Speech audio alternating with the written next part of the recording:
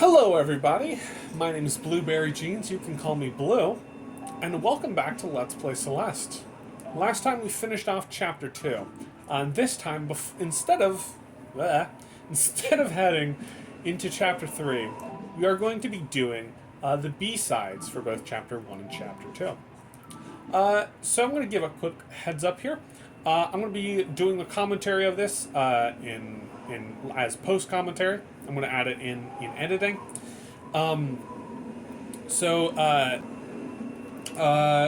Take it away, future me.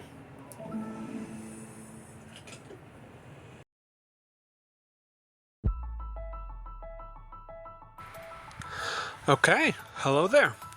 This is my first time ever having some post-commentary thing I've ever recorded, so this will be interesting. So, this is the Chapter 1 B-side. As a quick explanation, I know I've talked about it a little, but I'm fairly certain I have. A B-side, if you don't know, is basically a harder version of one of the main story chapters, which are referred to as A-sides in the community. But basically, B-sides have no story within them. They are entirely just harder platforming challenges using the mechanics that are exclusive to each level, exclusive to the A-side that they are connected to. Every B-side also has a completely new remix of the A-side's level theme. For Chapter 1, Forsaken City, is the Sever the Skyline mix, remixed by Maxo. Each song title and artist is credited at the start of every B-side when you open the level up. So, yeah, every B-side also ends, instead of with some cutscene or something, as there is no story, every B-side ends with you collecting a crystal heart, a specific, not a blue crystal heart like the ones that you can collect in the A-sides, but instead a red one, the exclusive collectibles for beating B-sides. So, with each B-side episode, I'm going to be in this post-commentary talking about various secrets. I'm going to usually try and keep them tied to the chapter currently being shown in the footage, but if I'm a little behind or anything, you know, that might happen. So what I want to start out with talking about in this chapter is I actually want to talk about strawberries. So if you don't know, in Celeste, once you collect a strawberry, a little number will appear. I believe it's a 1,000. It might be a 100, but a little number appears when you have a strawberry.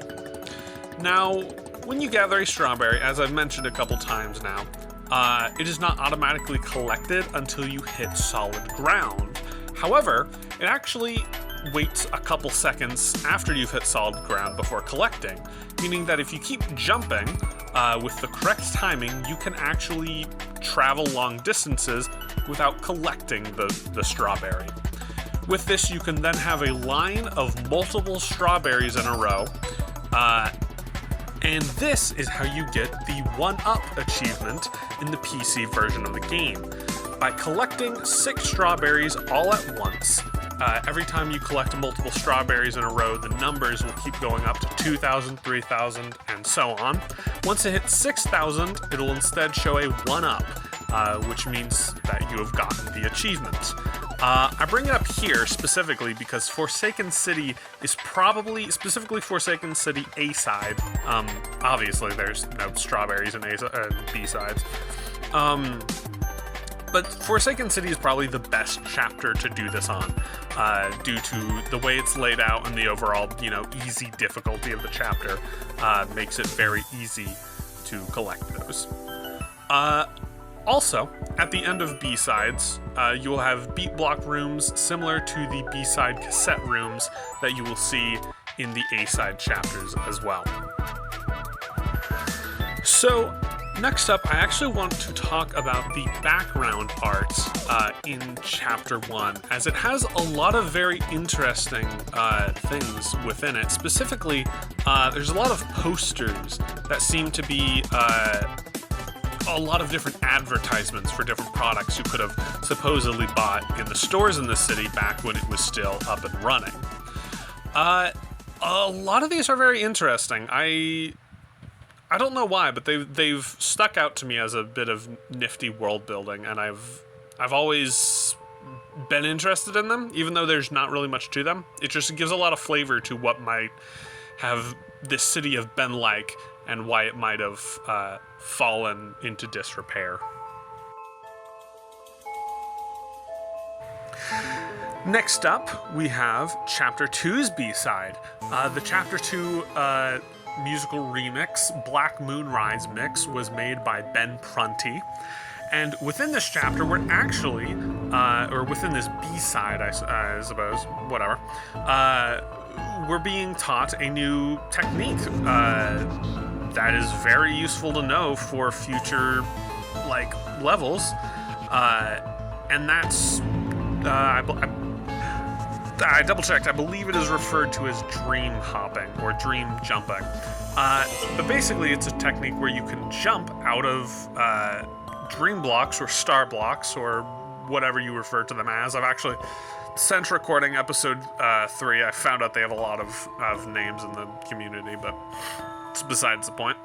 Right as you exit a dream block, you can jump right at the end, which will give you a lot more distance and a bit more height as well.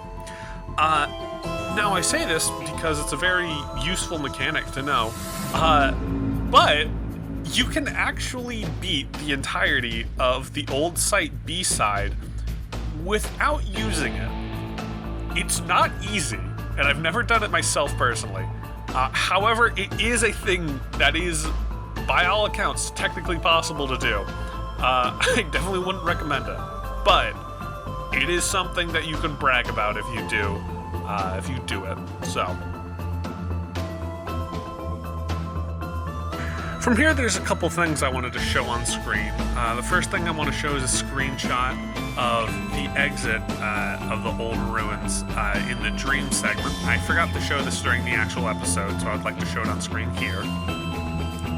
And then I would like to talk about the final room of the battle and chase sequence in the A-side.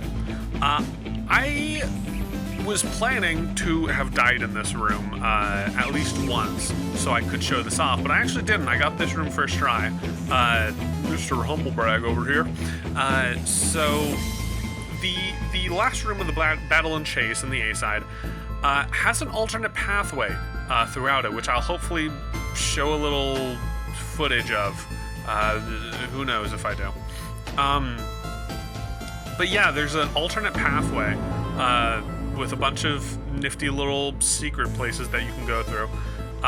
It's a bit faster and lets you skip through a lot of the room, but it is overall a lot more dangerous, not very easy to get through first time, so it's definitely something more for speedrunning kind of stuff. So, with that all said and done, we're getting near the end of the B-side here. So I'm going to let my failed attempts keep going right here as we finish off the chapter, and I'll bring it back over to Past Me.